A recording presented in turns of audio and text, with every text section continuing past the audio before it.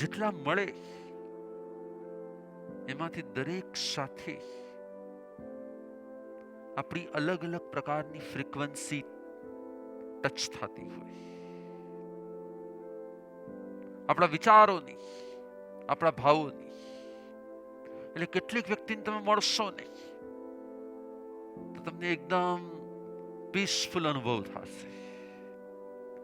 કેટલાકને તમે મળશો ને અંદરમાંથી એમ થશે બસ હવે આના પાસેથી, સામેવાળા પોતાના વિચારમાં હોય, સામેવાળા પોતાના ભાવમાં હોય, પણ આપણી અંદરમાં આ બધા જ કેલ્ક્યુલેશન ચાલતા હોય. ऐसा क्यों हो रहा है? તો યાદ રાખજો,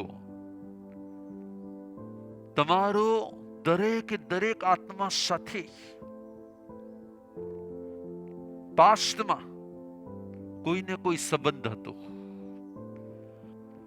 इस दुनिया का एक भी आत्मा ऐसा नहीं है, एक भी जीव ऐसा नहीं है कि जिसके साथ पास्ट में आपका कोई न कोई प्रकार का रिलेशन न हुआ हो.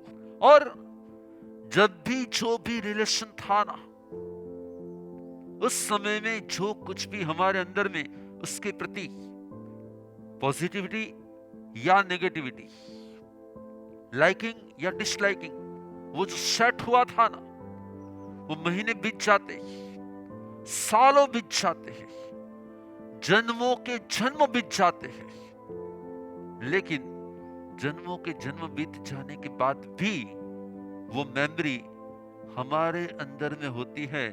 और वही मेमोरी किसी न किसी रूप में लाइकिंग या डिसलाइकिंग के रूप में बाहर आती है.